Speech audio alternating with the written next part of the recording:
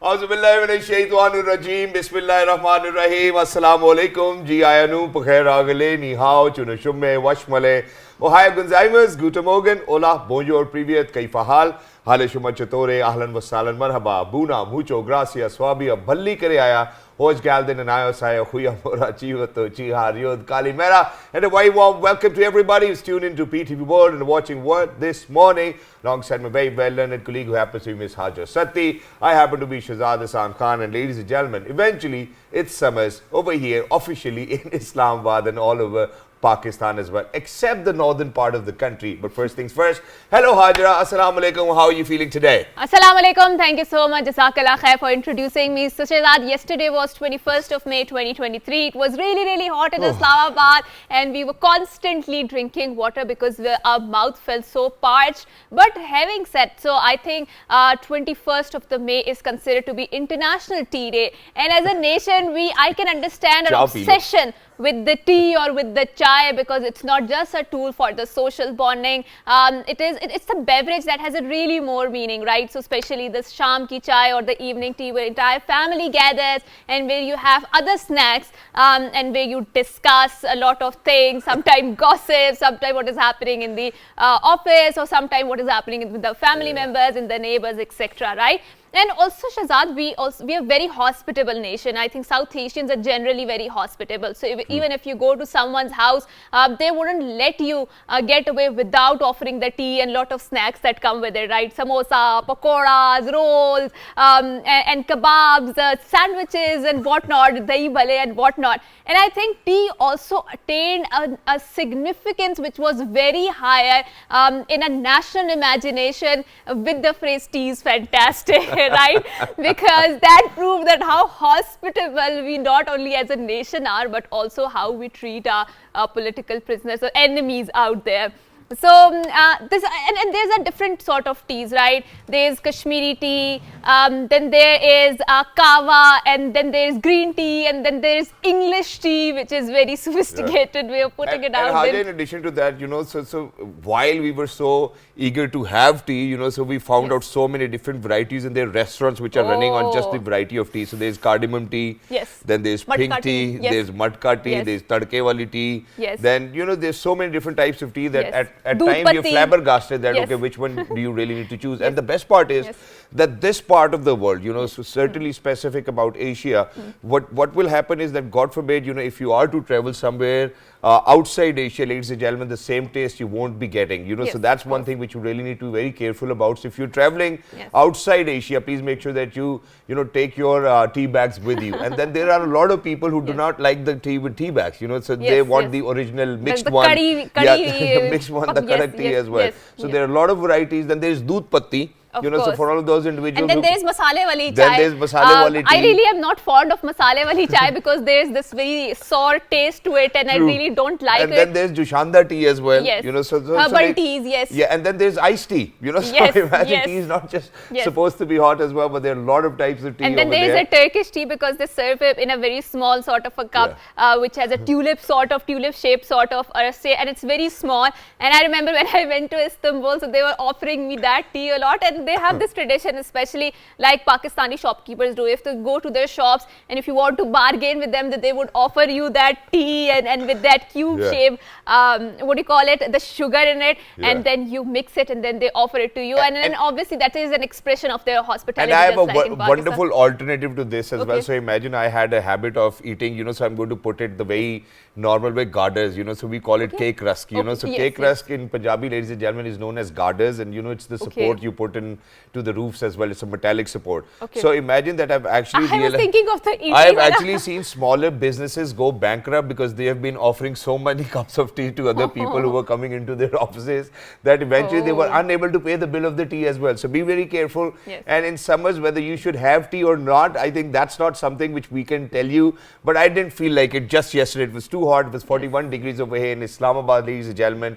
And yes, I think we could only have water. And obviously that's very true. But there's this obsession of some people with the tea. Even if it's sweltering sun out there, they will have their tea, because if they don't have it, they say they're suffering some sort of headache or not. And some people have this habit of drinking tea just before going to the sleep, because I don't know, I've heard this thing that tea makes your eyes really awake, but they say that they cannot get a very good sleep if they do not have tea. But if you go to the northwestern part of a country like in KPK, so you see that the Pathan have the tradition of eating very healthy meat, and after that they would have that kawa, the green tea. And the way they drink is very fascinating, because they do not have the sugar mix in it, they have the gur beside that small sort of tea, and then they drink that kawa, and then upon that they will eat the sugar. And you can even use dates for that reason as well. So imagine we can go on for tea, ladies and gentlemen, because everywhere you go in Pakistan, there's one word or one stanza which you will hear, and that is cha pee lo, cha piyoge, cha nahi peeni hai, cha phir bhi mangwa lene hain. You know, so this is something which happens to be a part of our culture. And any friend you will go to, you know, the first thing you go to ask for is, yaar cha piya de. So, you know, ladies and gentlemen, all of those people who've been offering you a cup of tea certainly are very hospitable, and that's a normal cultural thing over in Pakistan. 21st of May happens to be the World Tea Day as well. But now, I think it's about time that we take a good look at the top stories as well. So, Hajra, let's get started. Why don't you take the lead? Okay, so Prime Minister Mia Mohammad Shahbaz Sharif has said that 9th May will always be remembered as the Black Day in the history of Pakistan. Chairing a meeting on law and order situation in Lahore, he said everyone who is involved in the incident of 9th May will be dealt with the iron hand. He said the enemies of Pakistan who attacked GHQ on 9th May and added that miscreants also burned Jinnah House and public properties on the same day. Radio Pakistan Peshawar and FC School were also set on the fire on the same day. Prime Minister said those who are involved in attacking military installations will also be brought to the book. The meeting also reviewed the progress on the decisions of National Security Committee. And obviously, it's really very assuring how the entire leadership is coming of a country together, and they're condemning whatever happened on 9th of May. Because obviously, we've always condemned vandalism, public hooliganism. This is not the way to resort to it, right? And we have a law in the place, we have a constitution in the place. If you do not agree with something, so it's not that you can go out and burn out the public properties. Exactly. And you know, I don't believe that any democratic power should actually allow its citizens to do so as well. And all of those people who were a part of such hooliganism as well, I think should actually be taken under the law as well, and should be penalized and punished at the same time, because this shouldn't be allowed. And while we talk about it, ladies and gentlemen, I still believe that we really need to kind of educate our future generations. We need to give them that civic sense which is required, you know. So certainly this is not allowed, and this shouldn't be allowed as well. Moving on, with the second ever private mission to the International Space Station organized by Axiom Space blasted off from Florida, carrying the first 2 Saudi astronauts to travel to the orbiting laboratory. Rayana Barnawi, a breast cancer researcher, is the first Saudi woman to voyage into space and is joined on the mission by fellow Saudi Ali Al-Qarni, a fighter pilot. The Axiom Mission 2 crew took off aboard a SpaceX Falcon 9 rocket from the Kennedy Space Center at Cape Canaveral in the southern U.S. state of Florida. The crew is due to spend around 10 days on board the International Space Station, where they should arrive around 6:25 p.m. today. Wow. That's just a wonderful. Imagine. So, congratulations to Saudi astronauts. I think it's for the very first time they've been to space. I was reading a very interesting thing that the next big thing in this century is going to be intergalactic travel, right? Yeah. So, imagine that we are moving from one country to another country, from one city to another city. But now, in the future, we will move from one planet to another planet. And thanks to Elon Musk, you know, for you know, kind of expanding our horizon onto this as well. So, imagine intergalaxy travel. So, imagine one day, you know, Hajal call me up and be like, I'm going from Galaxy 1 to Galaxy 4. And I will be like, when will you be back? Okay, I think in 10 years time I'll be back as well. You know, so something of that sort. I may say that you Earth people, you are so boring and you are so destructive because you're so bad to your biodiversity and whatnot. So I'm not coming back to Earth because you don't take care enough of your Earth. So I will remain a Martian. I went to Mars and I'll make sure that I have a big property built there. And credit goes to SpaceX over here as well, because they are the ones who've actually cheapered it, you know, made sure that, you know, they're going to build apparatuses which are going to be cheaper, and it's going to take people in mass numbers as well to other orbits. You know, imagine that he's thinking that there will be life on Mars, and he was saying that earlier we might have to live inside cabins and protected environment, but eventually we'll be able to live on Mars as well. But imagine that if we are going to go to Mars, do you think that we're going to protect its biodiversity? Because otherwise we won't be able to live on that planet. I think we may adopt some of the Martian environment, and environment do have a lot of impact on the way you are dealing or interacting with your surroundings. So maybe Martian environment is good and we are better able to not harm its ecology. And speaking of biodiversity, today is 22nd of May and it's the World Biodiversity Day. True. And why there is a need to have this day in the first place? Because we are living in a very anthropogenic age, which means the human activity is encroaching upon the ecology. We are destroying our environment, and that is why we are seeing so many changes in our atmosphere, in our planet Earth. And obviously when we destroy or destruct the mother nature, we feel the effects of that. We may not be able to contemplate that or explain that, but certainly we feel the bad effects of that. Exactly. So, and Haja, in addition to that, imagine, so there might be a total global population of humans somewhat around 7 or 8 billion people, right? Yes. So that's one species. You know, till date, the only species we have recognized is 2.16 million, and they say there's millions of other species. Million or billion? Millions. Okay. So we haven't recognized other. There might be billions and trillions of it, but we were only able to recognize 2.16 million till date 2023. And not just that, imagine that, you know, some of the species are getting extinct as well. So if we are to talk about vertebrates, I think a lot of them are so if we are to talk about vertebrates from 1970 till 2012, 58% decline was actually seen in vertebrates as well. And if we are to talk about water species, 81% decline was seen.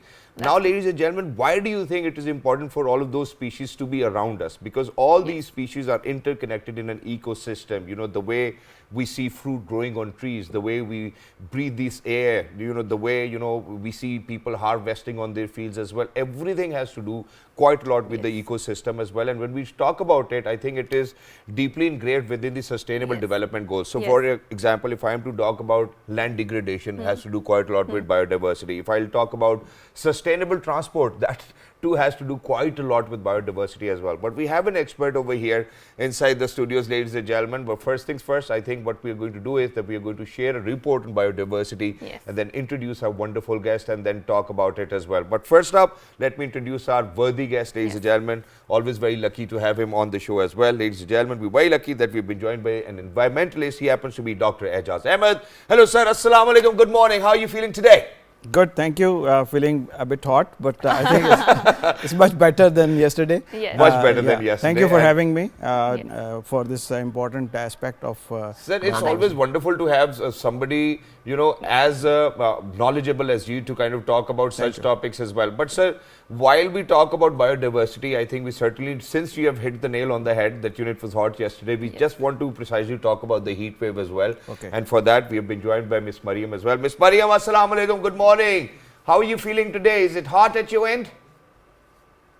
No, it's very pleasant at my end, and wherever I'm sitting, it's I would say it's spring. Where are you? Where are you right now? It's Vermont state of the US. Well, it's so difficult for us to pronounce that, but you know, it's good to hear you from there. So, Mariam, just yesterday over here in Islamabad, it reached up to 41 degrees, and you know, if we are to talk about Lahore, it went up 45 degrees as well, and it was unbearable for all of us as well. How come all of a sudden, you know, we've had such nicer weather in the previous months, and just like a week ago, that we get to see such a massive heat wave, you know, and people were sweltering, you know, people were thirsty, you know, we could see the birds outside, they were looking for shelter as well. How do you think the heat wave is going to have an impact, and why do you think that we are experiencing such a heat wave?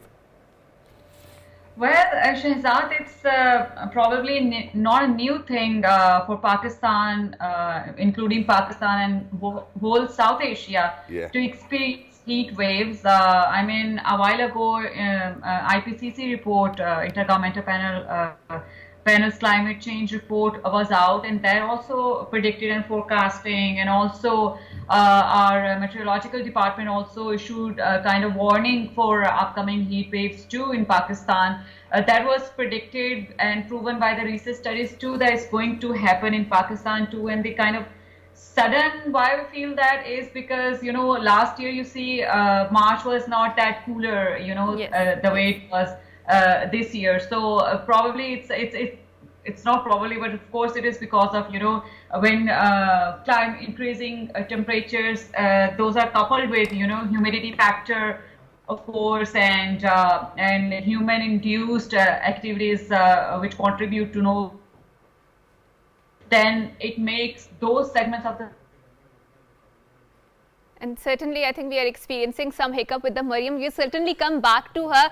Now moving on to Dr. Ijaz Saab. So Dr. Saab, World Biodiversity Day. As I mentioned, we are living in an anthropogenic age, which means human activity is encroaching on the biodiversity. And I can vividly remember being a citizen or living in Pakistan, Islamabad. There was so much biodiversity. You would see ladybirds, you would see butterflies, all of these pollinators. And now you don't get to see them, right? And we all know that the nature of cycle or circle of the nature is very well connected. If one species is disturbed, the entire circle is disturbed, and we end up having really bad effects on the mother nature, right? So what exactly is the role of pollinators in this entire system, and by their absence, how are we adversely affected?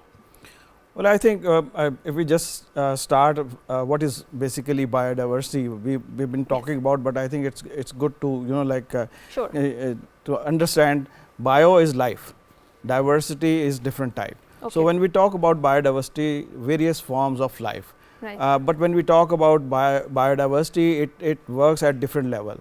At ecosystem level, which is a broader area where we have like ecosystem diversity. For example, we have wetlands, we have mountain ecosystem, we have desert ecosystem, we have irrigation, agriculture ecosystem, coastal so marine ecosystem. So these are at the higher level.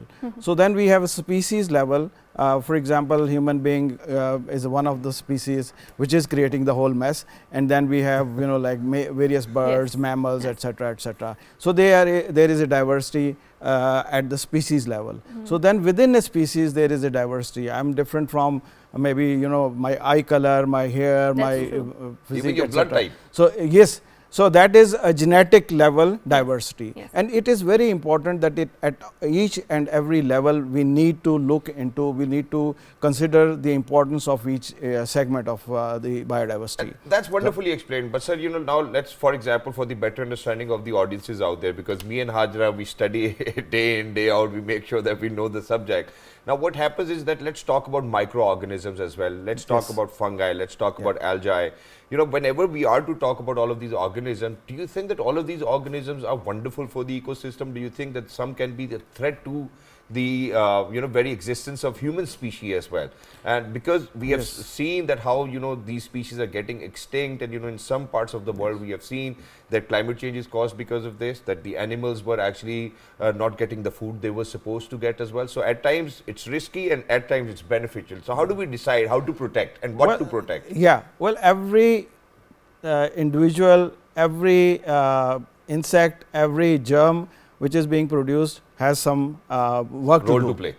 Some role to play, and nature has actually produced everything with some purpose. Okay. So if if you are looking for some microorganism which has a role to decompose the body. Yes, yes. So if that role is finished, just imagine what will happen to the dead bodies of all the entire graveyards that we have. So there will be a graveyard of people instead of apartment complexes. Just like in Kailash. Yeah, yeah, exactly. So I think every individual has its own role. I have my role and you have your role, yes, and then collectively human being has its own role. True. Right. I think we should understand, we should learn about the roles that individuals play. Because without knowing, we are destroying, for example, as you mentioned about the pollinators. Pollinators play very important role for our lives. Okay. How so? Most of the crops are actually being produced because of these pollinators. Right. So if they say that if only there are different forms of pollinators, honeybee is one of them.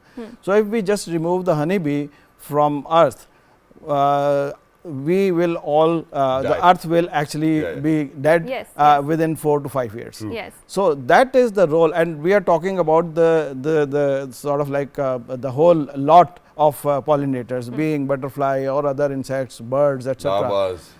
Exactly. So they play very important role, and we need to understand about that role, because whenever we, for example, if we talk about cotton, we need to enhance the production of cotton for like ourselves. Yes. Yeah. But For we in order to produce cotton, we have to spray 8 sprays, 9 sprays, and these sprays are very lethal in a sense that Yes. they there are some of them are contact poisons. So Yes. those women who Then, pluck Dr. Sir, what is the alternative to all of these nature sprays? based solutions. Okay. Nature has its own solution. For For example, if we don't kill the birds Yes. in that area, they feed on insects.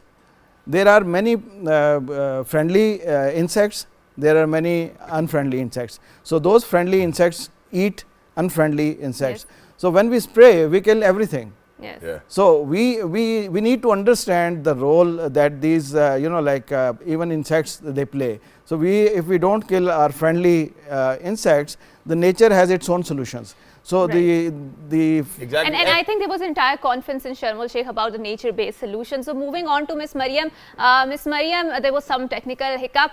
So talking about the heat wave, and when you were talking, so I was reminded of a very bitter fact that that's a new normal in Pakistan, right? So Shahzad and I grew up in Islamabad, and we knew that temperature was very moderate here, and it would never 36, 37 yes, maximum. 30, yes, and after 2-3 days it would always rain if there was so much heat. But now we are witnessing temperature as high as to 49 degrees centigrade, especially last April. I think it was Yes. the hottest April recorded ever on the earth. So how do you think this entire rise in the temperature is going to affect the human activity out there, especially for the people, for the laborers, marginalized people who are working on the streets, who are on the roads? How are they going to get affected by this very abnormal new normal? Well, we know that the couple of reasons behind are also like when you and Shehzad were growing up, or even I was growing up, we used to have Islamabad on very small area, and now Yes. Islamabad is expanding in each direction, and that is contributing to more vehicles and taller buildings, less trees and deforestation and all. Yes. But of course, these heat waves, the most vulnerable segment of the society, as you mentioned, around Islamabad and all the other places around the country, are the laborers or those who work outside the buildings or homes, or even in the buildings they work, because they are the ones who have direct exposure to the sun. So of course, first is that they of course experience dehydration, stress, migraine, headaches, eye problem of course too, and some cases of course if the heat exposure prolongs, And the UV they rays as die. Yes. We have seen that in previous years there were deaths due to heat waves too, especially in the areas of Sindh and Karachi. So it's terrible, and I mean labor has to go out, in cities, in towns to earn for their family or to feed Yes. their family, and I think the only solution which I am seeing is that there should be cooling centers around cities in Pakistan everywhere, not only in Islamabad but Karachi, Multan, and other areas where Lahore, bigger cities, So, and even smaller cities. what is exactly, Mariam, a cooling center? Because you all know that Pakistan is an energy deprived country, and we sometimes struggles to make the energy. So when you say cooling centers, what is your conception in It's your like, mind? how we go for Umrah or Hajj, in Makkah, and you see all of these bigger fans within tunnels as well. Those Yeah, misty but in fans out there. Pakistan, can we afford that? That's the question I to think Mariam. we'll have to eventually if we want to survive. Yes, Mariam. I mean, actually, it doesn't really need a separate investment. Okay. It can be a center, a place, maybe a mosque with fans and electricity supply in it, and maybe room coolers we use at very low cost level. That you can call it like a cooling center. It doesn't have to be like the one in Saudi Arabia, because they are rich countries and they Yes, of course, are more that's relying the on coals and oils to produce and generate money. But of course, with you don't really need investment to establish cooling centers. Even you can utilize mosques. You can utilize schools, because there would be like summer vacations. You can utilize colleges too. So there are a lot of options which can be, explored and used for But cooling Mariam, we centers. already have so many people sleeping in the ATMs as well, so I think we really need to be careful about that, the kind of system we introduce. We do not want the entire city to sleep at one place because of the cooling system in place. But very quickly, there's one more thing which I wanted to ask you, and that is that, for whatever you just suggested, do you think that it will be dependent on cleaner energy resources as well? Because imagine once again, if we are going to make the same mistake, we might be making our cities and places more hotter rather than colder. Well, unfortunately, Shehzad, if you look at the immediate measures, we don't really have a lot of options, to generate a separate kind of setup for clean energy setup. Although Pakistan is like really rich and with energy which can be taken from the sun, solar energy called solar panel investment, but the kind of economic crisis and political crisis we are going through, I don't think that is happening any sooner in Pakistan. But what we can do is to just utilize the existing resources so that at least we can save lives for now, like the poor and vulnerable ones, those who are sitting in Islamabad or the bigger city, they can afford like ACs and everything, and they can enjoy their lives. But those who are out there to feed their families, they are the one who really needs government's attention, and environmental protection departments and Ministry of Climate Change and PMDs and PMDs. They must have, and I'm sure they do have budgets to take measures, and it doesn't require a lot of budgeting, of course. But I would re-emphasize that in longer terms there are a lot of solutions which can be opted for. Shorter solution is that they just establish cooling centers, give a lot of water. Even those who are traveling in their cars with ACs, just keep water with you for yourself, and for others too who are out there, just give them some water. Keep yourself hydrated, and cover your head with cap or turbans. And just make sure that you keep on throwing a little bit of water on your head too as well. But thank you so much, Mariam, for being with us and for your recommendations.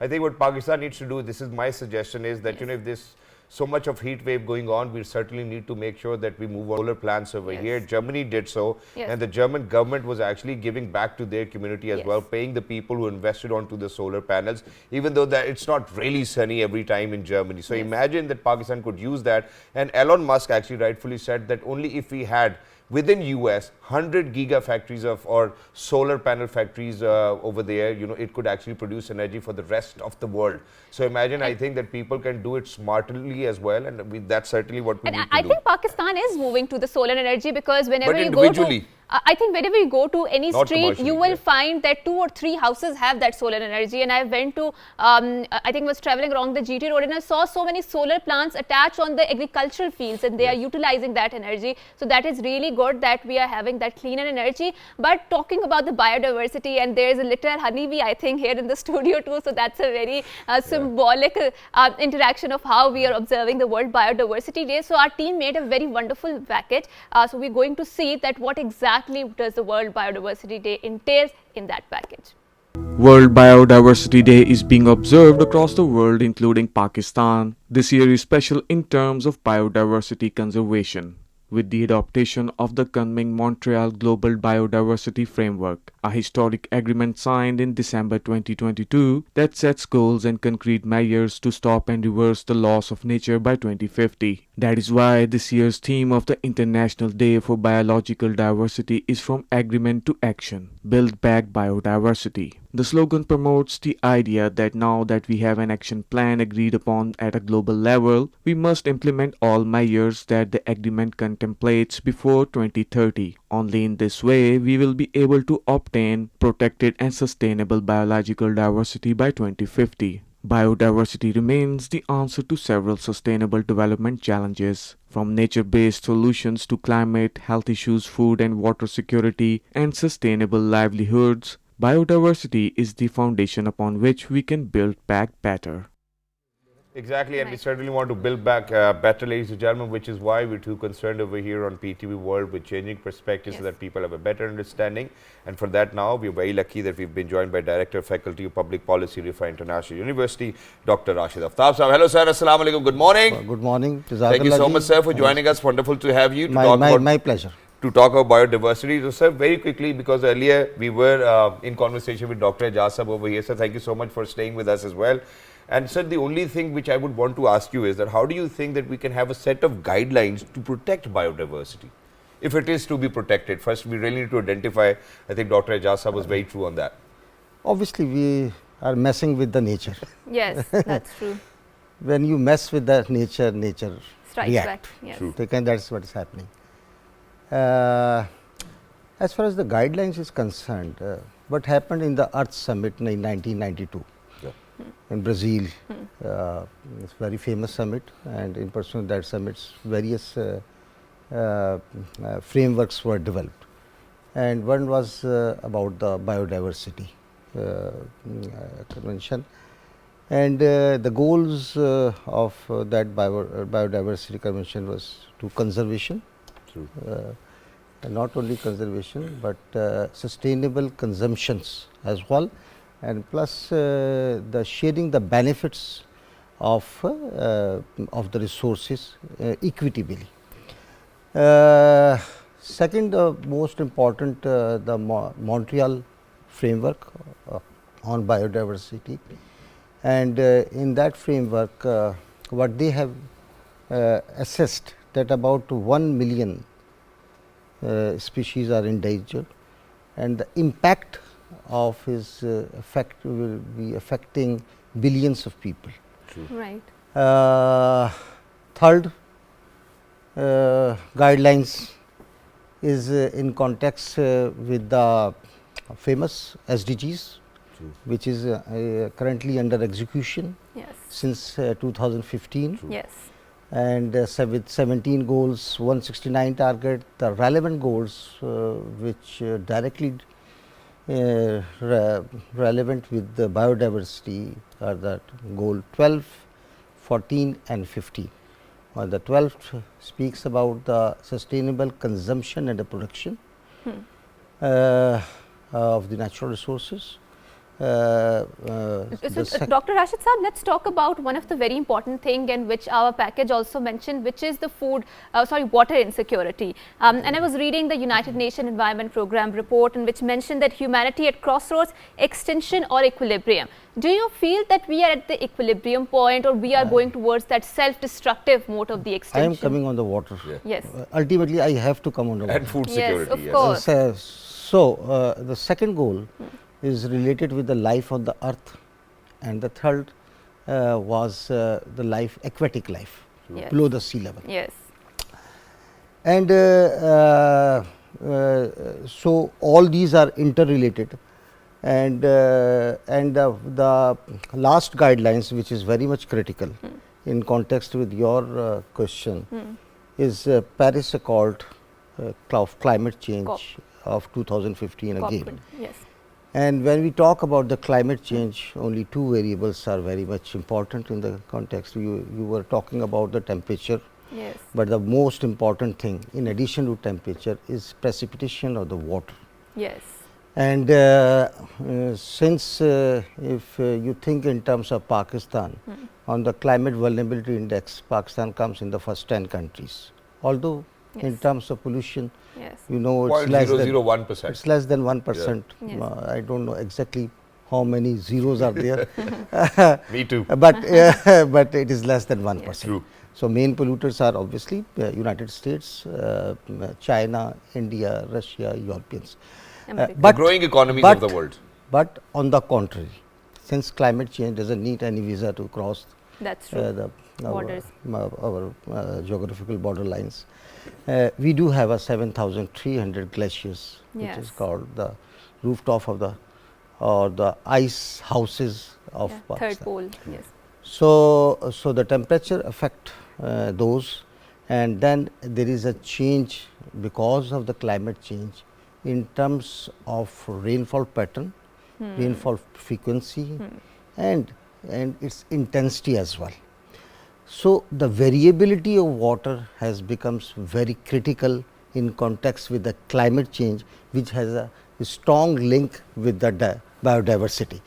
So the Pakistan, when came into being, which was a water surplus country, in terms of the per capita availability of water, True. which was more than 5,000 meter per day per person. But it's down Now to it has less than 1,000. True. Yes. So, a water surplus country has been converted because into a water deficit country. Exactly. Because we are producing only kids and population is the highest Yes. in Pakistan. Yes. So, You've given us so many other avenues that we are so busy with other things that we forget about reproducing. I think that's the that is the sarcasm in only it. viable industry in this country.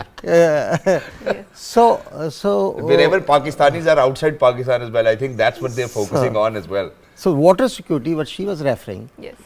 is directly related with the food security. Yes. Why?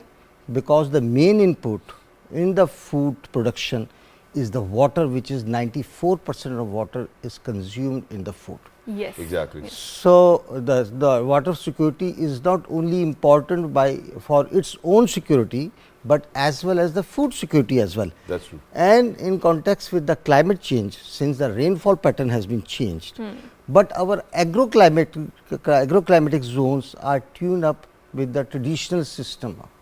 So, you can see that when there is a season of harvesting and there is a rainfall.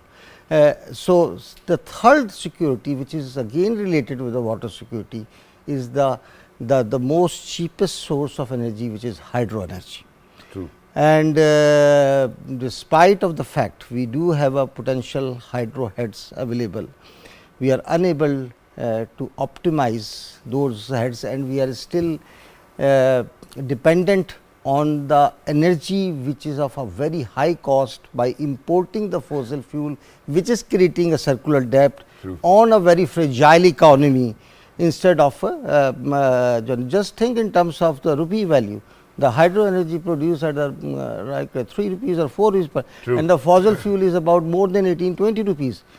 So, and sir, at the same time, you know, we certainly live in a country where we take pride in having the largest canal system over here as well. So, I don't know whether we are going to move on towards drip irrigation, save water as well. But sir, very quickly, one more thing which I wanted to ask. I have to answer sure, your go canal ahead. system.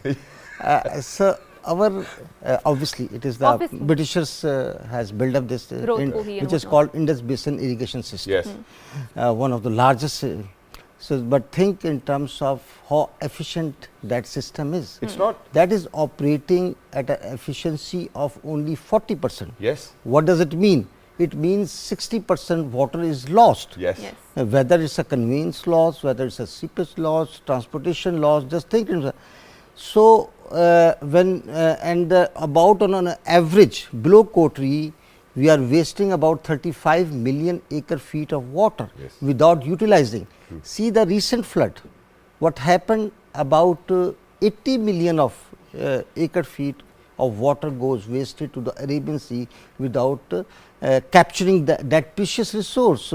And things in terms of dollar value, 1 million acre feet is equivalent to $1 billion US.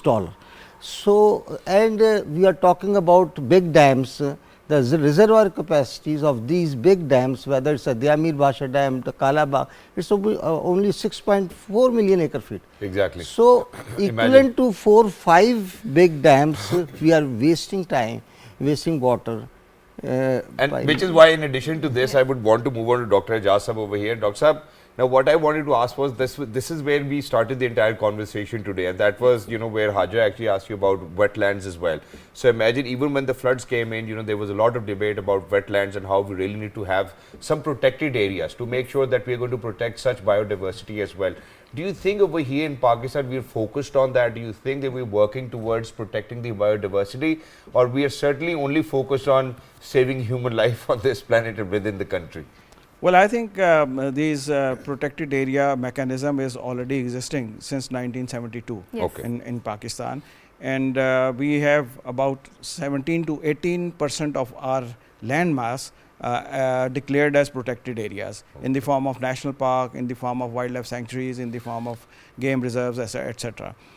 But how these are being managed, there is a big question mark. The departments which are responsible for managing these protected areas, they are they don't have enough trainings. They don't have very little. They just, I mean, like they are managing it, but not scientifically as it is required to protect the biodiversity. And in most of the cases, even the manager, they don't know the boundaries of the protected areas. Hunting is going on in some of these protected areas. So the system is there, but unfortunately it is not effective and it is not producing that kind of results. It is improving over a period of time because of the pressure and the international commitments that we have already done. Like most of the national parks, we know that they are doing good, but as we know this Margala Hill National Park. Yes. So the Pakistan's largest restaurant is located in a national park. I mean, you should allow one restaurant at least. You know, what are people going to do if they're going to go to a national park, come back hungry? Well, yeah, this is a good point. But you know what happens is that restaurant operates. There's 4 now, by the way. There's no one. Yeah. That operates till midnight, even beyond midnight. But so the wildlife is disturbed. So then you're talking about protecting human only, right? When you talked about it. We would want one restaurant in a national park. Yeah, we wouldn't want 4 restaurants. But at least one. I think there are different prescription that is allowed in a protected areas. Yes, I think people need to eat something. True. But then in a manner where, you know, like if the lights are there for the whole, if there is a disturbance, so wildlife is not going to actually, you know, like remain in that area. That's true. So that it has to be done in a way where we could see the win-win situation. And Vivek could strike a balance or equilibrium between the wildlife and obviously the human life. Ms. Maria, moving on to you, since we are talking about the heat waves, and let's discuss the feminist impact on the heat waves, right? So a lot of time in the rural areas of Pakistan, you'll see that women are the one who are involved in the agricultural activities, and their impact is actually invisible in the Pakistan's economy because obviously they're working and their contribution is not that much noted. And when heat waves occur, we see that there is no rainfall and the agriculture is suffering. So they are having this double bad impact of number one, the reduced income in their agricultural activity, and obviously the home rearing activities they're involved in. So how do you think we can lessen this feminist really bad impact on the agriculture with respect to the heat waves? And their hard work is unaccounted for. Of course, they're invisible in the economy. I think what I'm gonna say is it's a really controversial back in Pakistan. I have been part of those, and I think we should allow women marchers on the road when they speak about the rights, and they do speak about those women who are being affected due to climate change, the organizers of Earth March and everything. So first thing first is of course that, you know, we can mobilize our men in the houses to contribute to in agricultural field, and they do to some extent, but not as much as the women do. Women, when I was out in the field work in areas of Punjab, you know, women was doing household chores. She was doing work in the field too, in the cotton fields, and in, you know, other sort of seasonal crops too. So I think it's very debatable topic. But what we can do is to help these women is to educate them and give them awareness that when they go out, you know, they really need to cover their heads properly with something, and they should you know drink plenty of water, keep themselves hydrated as much as they want, focus on their diets, whatever they have at home, try to eat that, you know, also sensitize men at home. And this can be done by different departments too, by the way. There are like agriculture extension departments. I know their work is to focus on technical side of the agriculture, but there can be programs and schemes to mobilize and sensitize men to work out there. But I believe the impact of heat waves would be on the men too when they would be out there. But Mariam, a lot of men have migrated to cities in search of better life, and the women are left behind to look after the agriculture areas, fields, and also their children. So it's a win-win for both of them. That is also true. That is also true. But there are a lot of families who also migrate during this you know, extreme climate temperatures, during droughts and during heat waves. To in search of better opportunities to big cities too. So that is of course there that the climate induced migration is happening, and Yes. of course there's like complete report which I had done when I was working at Sustainable Development Policies back in Pakistan. So that is of course happening, and those are also like families who are like left behind too. Yes. You are very right, and I think this. So it's a, that's why when we talk about climate change or heat wave, the climate change is like cross-sectoral issue. Yes. And we really need to work with other departments of the government at provincial and federal level to, to make them realize that it's not a, solo issue of Ministry of Climate Change, but it is issue of Planning Commission, it is issue of, Energy Division, it is issue of Environmental Protection Department, it is issue of agriculture departments too. So it's really cross-sectoral. It really needs implementation of the policies and right actions. Thank you so much, Mariam, for identifying this as well. But we're running short on time. Yes. We certainly wanted to speak a lot more, but we certainly feel jealous. Where you're sitting, it's 15 degrees. Where we sit, it's 40 degrees. That's not fair 41, as well. Yeah. But thank you so much, gentlemen, for being with us. So lovely to be in conversation with you to talk about biodiversity. And ladies and gentlemen, the society really needs to play a role at large. And to be very honest, it will start, or we can initiate the process by making sure that we are more aware of the biodiversity and the kind of contribution it makes to the existence of all these species which are out there. Humans are the only one species. There are 2.16 million species which we have recognized, and there can be billions and trillions of them as well. And each and every one of us will help us to live more sustainably, and that's certainly what we want. So until next time, it's a goodbye, Allah Hafiz, and good morning. Have a great day.